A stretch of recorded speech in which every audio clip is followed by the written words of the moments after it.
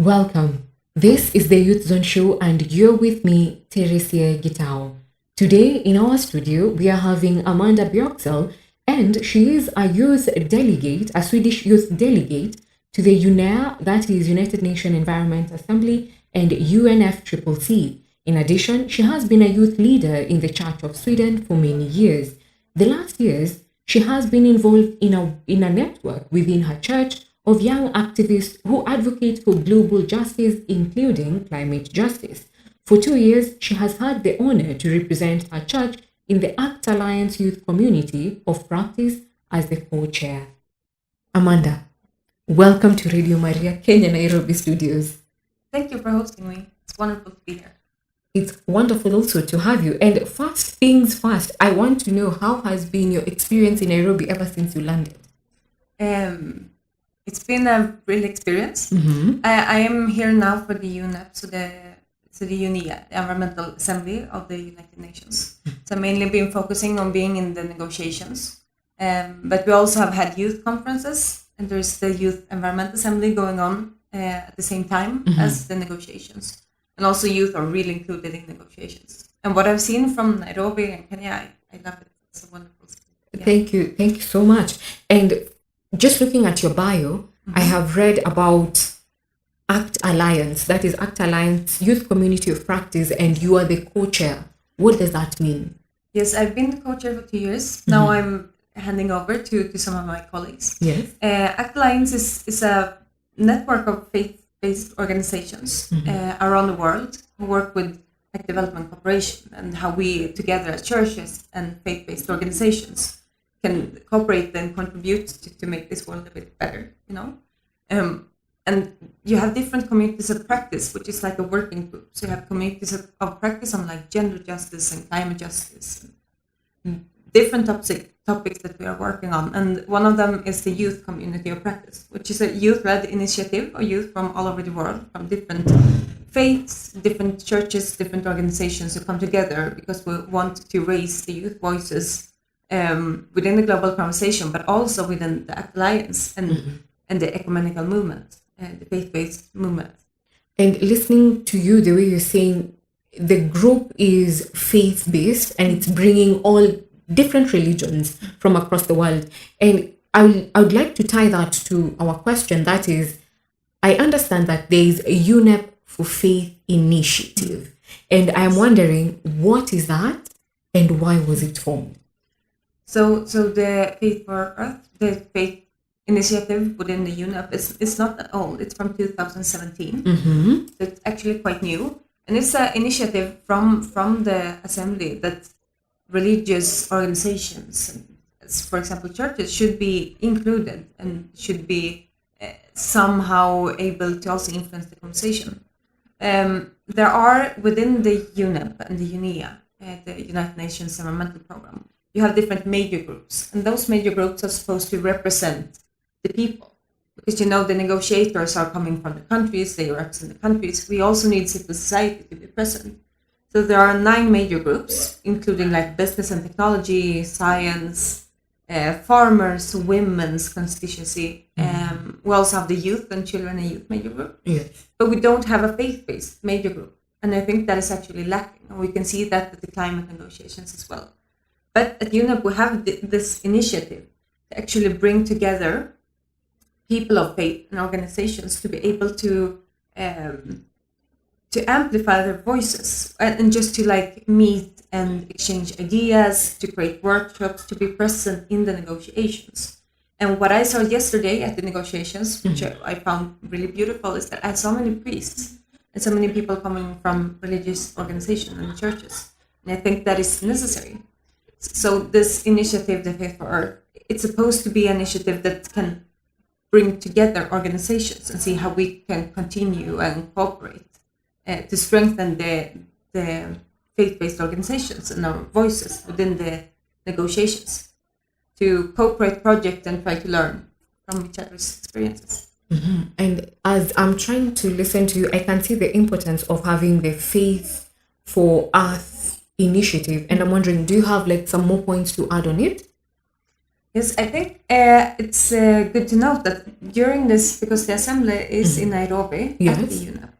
UNEP, so people will be there and negotiate. Some negotiators are there virtually, but there has been this Faith for Earth, like this conference going on for like 2 weeks, I think now, Yes. virtually.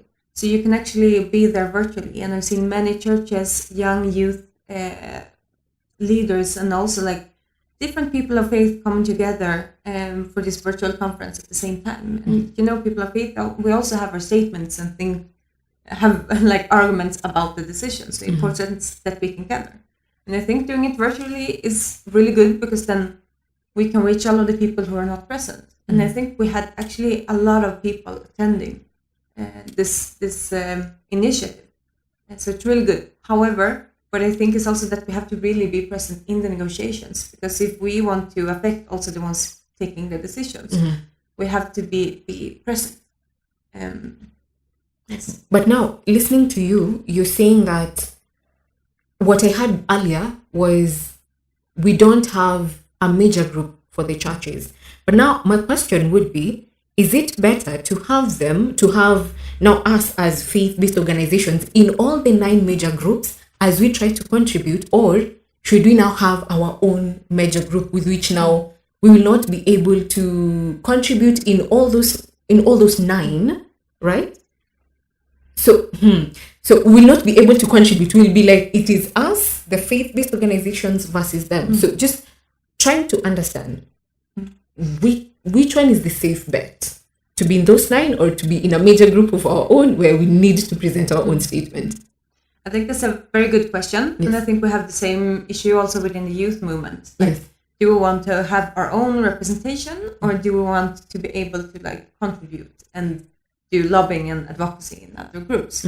So I think because these 9 major groups are kind of set, and I know that there are people of faith in these groups. What we have been trying to do in the youth and children major group is to mobilize the faith-based youth in there. And do different initiatives and try to advocate. But and in that sense, I think it's good. I mean, we people of faith should be everywhere, also in the decision making. We should have people from faith, people of faith, actually sitting there negotiating. And I think there are, because you are not only like, I'm not only a Christian. I'm Amanda. I'm a youth. Yes. I'm a climate activist. There are so many things. But what I think it can be good from having like a special representation is that you can try to push that more. The women constituency is really pushing for gender equality and the rights of women, and especially when it comes to environment and climate, it's really important, because the climate crisis is not affecting us all in the same way. We know that. We also know that we are contributing to the climate crisis in different ways. Yeah. And I'm not only talking about like which country is contributing, but if we look within the countries, we can also see that women and youth and children, indigenous people, we are more affected. So we also have to look at this. But I think, I don't know if I have an answer to your question. I think there's 2 different strategies. But where we are now, I think what we can do now is try to strengthen the presence of faith-based organizations where we are, and just to try to mention it. I think I heard faith-based organization once throughout the whole assembly, and it was one of the major groups who mentioned it. And that is not enough. Yes. Because where we are now, in the negotiations, and we talk about climate change and environmental, there was yesterday or a couple of days ago a report from the UN, the IPCC, so the climate, the science panel for climate change. And they're really showing that we are in a situation where we have to act now, because if not, we are really destroying our planet. And I mean, they've been clear before, but now they are really, really clear. It's evident. Antonio Guterres, I mean, the chief of the UN, I never heard him be so clear that this is urgent. We have to do something. And from my perspective, if we should really understand why we also have to be involved in this, we also have to think of what we believe in. Because for me, it's my faith that also makes me be involved and engaged in this. As a Christian, I look in the Bible and I see that, like, from the very beginning, we are put to this earth not to dominion over the other species, but to actually be there, to be the gardener, to be the one who who can facilitate the all of the other parts of life to grow and to prosper. And we have not been doing that enough. So for me, my faith is the driver. And I think that we, in our churches, we talk a lot about our relation to nature. And we can understand that we are connected, we are part of this. If I want to prosper, nature has to prosper. And I think the discussion many times is too technical. I think we need to understand this relation if we are going to actually act for nature and against climate change. And with that, we are going to go on a short break and then we will be right back. Welcome back. This is the Youth Zone Show and you're with me, Teresia Gitao. We have been having our conversation with Amanda Bjorksell she is a youth delegate from Sweden, and she was discussing just before, she was telling us more about UNEP, that is Faith for Earth initiative. And with that, I would just like to go to the next question. And the next question is, we look at like the Catholic Church. We have the Laudato Si, that is an encyclical that was written by Pope Francis. And we also see that other churches, that other religions rather, that is the Muslims, the Buddhists, and the Jews, they also have their plans. And looking at UNEP for Faith initiative, is it a body where all these religions come to report what they have been doing, or what is it exactly? Because I'm trying to understand how will all of this merge together for the care of creation. That's a good question, and I think that we are not competing with each other. And I think that what we see with everything going on with the Laudato Si, and we see a lot of movement in different religions, as you said, different churches also. I think that's incredible, because that is really like a sign of that we are visible as faith-based organizations and communities of faith, and that we have a will to actually act for nature and for the climate. And I think that then we need to strengthen our voice, but also to understand each other. We need these initiatives as a place for co-creating, for coming together and to create something, to show that we, people of faith, thinks that this is important. So it's not, as I understand it, it's not a way to like report what we have been doing, but to share, to learn from each other, and then create from this together. And I think it's important also that we have our own perspectives, because even though we as Christians, Catholics, Lutheran, Muslims, Jews, Buddhists, we all have a bit different scriptures, and our faith, even though many of us come from the same roots, we have a bit different angles. And I think it's important to acknowledge that and see that also affects how we talk about nature. But what I see is that we want the same thing, and we have the same goal, and we have so much in common. So we can use this to actually go together and have one unified voice. But I also think that it's important. I mean, when we talk in churches, it's important that we can refer to our own scriptures. So when we are in the Sunday in church, like I'm in a Lutheran church in Sweden, it's important that we can look at the Bible and say, like, this is in the Bible. This is what our bishop says. Our archbishop has been really clear on climate justice. And we can reflect on that and refer to that, as well as my Muslim friends also can reflect on their scriptures. And to see, like, you find the initiatives and incentives for actually acting. And then we can come together and learn from each other on this.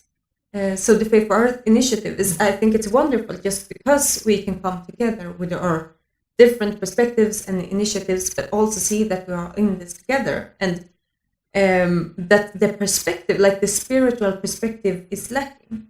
And I know that the Archbishop in Sweden, she has been adding like one perspective. The sustainable development has 3 different areas or perspectives. So we have economy, the social perspective, and then the environment. She is adding spirituality to that because we need to see life in that way. And if we are going to achieve this sustainability, we have to think also about the spiritual aspects of being human. And look, just listening to what you're saying, that we need to pull our forces together and merge as one, as unified voice to how to just reach this one common goal, is that last Sunday, that is on the 27th of February, there was a hike at Karura Forest. And I know you're one of those, the brains behind the organizing of this event. And my question is to you, because I understand the theme was uniting hearts to heal the world. Why were you organizing this event? There are many reasons. Yes. One of the reasons is that we were youth within the youth environment assembly and youth delegates. Yeah. We are also people of faith, and we felt that this perspective is missing. We are negotiating about nature. We are writing all of these policy papers, the statements, these interventions, everything, and we constantly talk about nature and climate change, but we have not been in it because you're sitting in a room. Yeah. The whole day writing your statements about nature, then we actually have to be in nature. And also as faith-based organizations, and for me as a Christian, it's difficult for me to not relate to the creation, to use those words. And it's a relief also to be able to go in nature and just to see what's around you, and to have a bit like another kind of conversation, to get some energy and strength. And when you're out in the creation, in God's creations, you actually see what we are fighting for. So that's what we wanted to also inspire the other youth to see, but also to ask yourselves the questions like, what is my relation to nature? What is affecting my relation to nature? For many it's faith, for others it's not, and we have to be able to share this. But also to really look around you without being stressed inside of the conference rooms. You can see the birds, you can see the trees and the leaves and the monkeys, and actually breathe clean air. So that is one of the incentives, but also show that we are youth and we are people of faith and we are present, because we are not that loud. So I think also to highlight, because we try to amplify the faith, voices of faith, and to communicate that we are present, we care about the environment, but we also have to do that within the youth movement, to show that we are here young people of faith, and we are here also because of our faith, because our faith makes our words become action. We take our faith and make it into action. So we had many arguments for why to organize this event. Yes. And looking at that, because the event was refreshing and it brought even those people who didn't believe in God, they had their own beliefs. But now my question is, why do you think this event was important? I think just because of that you could give people a break to go out in nature, but also to experience this. For people of faith, we know about this connection with nature.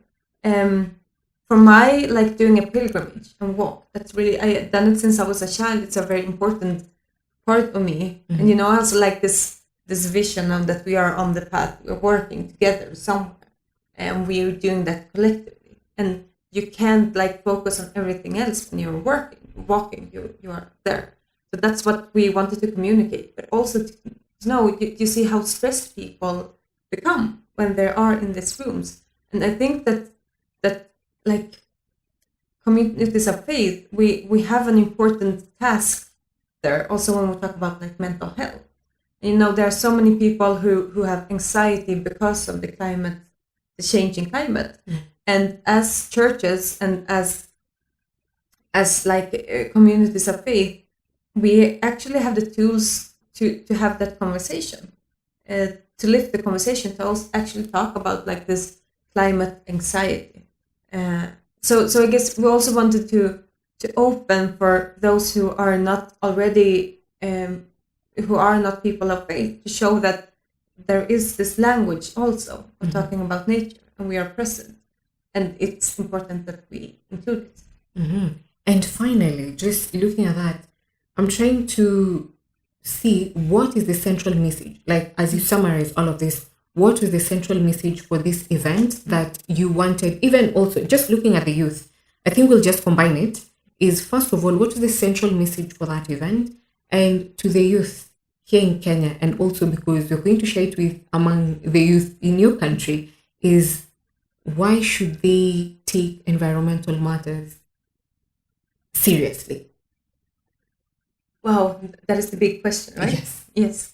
So what we want to with this walk, this pilgrimage, want to unify our hearts for nature. And I think for people's faith, like why, and young people, why we should take the environmental crisis, the triple crisis, seriously, is that, well, firstly, it's about the creation, and it's our mission as believers, or for me, it's a mission as a Christian to actually take care of this creation that I have been given. I can just walk around in the creation and see the beauty of the creation, but I can also see that we as humans are destroying it slowly and now more and more rapidly. So we're actually destroying the most beautiful gift we ever received. And I think that in itself is enough. And we can see in the scriptures, we can see that we have this mission. We are put to earth to actually take care of the resources we have, but also to think about your neighbor. And if we are supposed to think about your neighbor and take care of a neighbor, as Jesus says, then we also have to take care of this nature and environment. Because when we talk about loss of biodiversity, and when we talk about climate change and environmental degradation, that is going to be a disaster, and that is now currently a disaster for the species, for the flowers, the trees, the animals, for the insects, for the fishes, like everything. It's a disaster. And that also affects humans. We can already today see humans suffering, dying because of climate change that we as humans created. So we as humans are actually punishing not only nature and environment, but ourselves. But we also have the power to change this. And if we have a power to change this, we have to do it.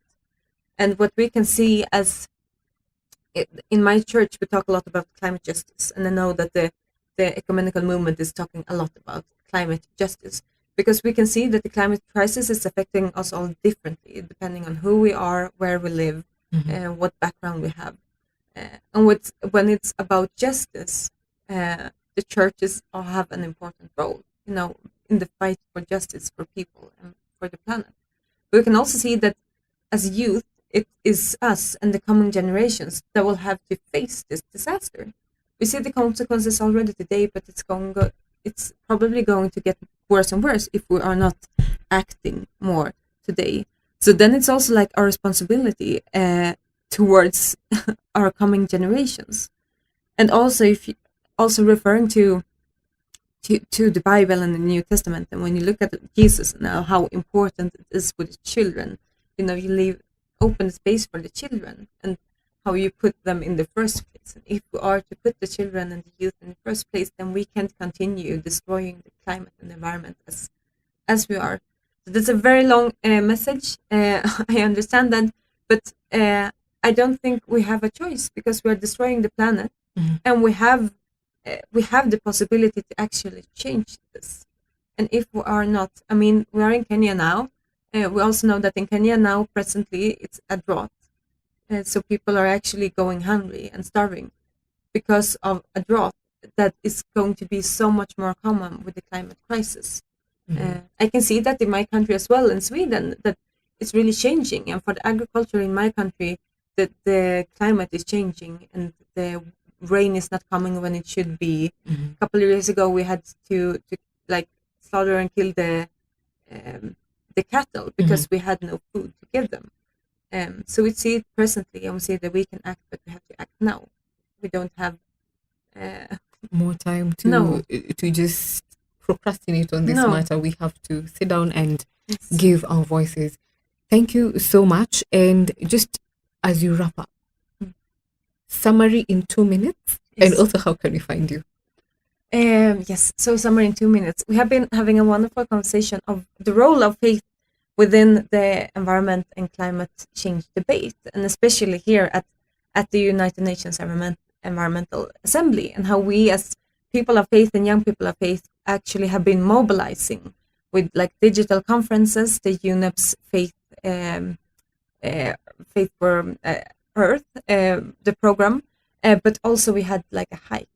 But what I want to communicate is also, of course, the urgency of the climate crisis, the crisis of biodiversity loss and environmental degradation and pollution, but also that we as people of faith, we have a possibility to be very present here, because we have a message and we have a language, and we can talk about the relation to nature, and that is lacking in the negotiations. So we are important in this conversation, but we also have to be, we have to take care of the creation we have. So we as Christians and as churches and people of faith, we also have to look at what we are doing. How are our churches working? What am I doing as an individual? And then I think we have to be the ones who can actually show that there's actually hope. That is also a role as people of faith, to light the hope. But we have to have a realistic hope. It cannot be naive. And if we have this realistic hope, we see that we have to act now. We have the possibility to do it, but we have to do it now. Thank you so much. That has been Amanda Bjorksell. And just to wrap up, is to remind you, my dear viewer and my dear listener, is that the environment, it is very important. Just like we have lungs to help us breathe, the earth has the forest to help it breathe. We need to take care of it. We need to make sure that our environments are clean. We need to start just slowly by our behavioral change. That is to start by changing our behavior to have better environment, and also to mind that will also contribute to the air that we will be breathing. That's it from me. My name is Teresia Gitao. This has been the Youth Zone Show on Radio Maria Kenya Nairobi, a Christian voice in your home.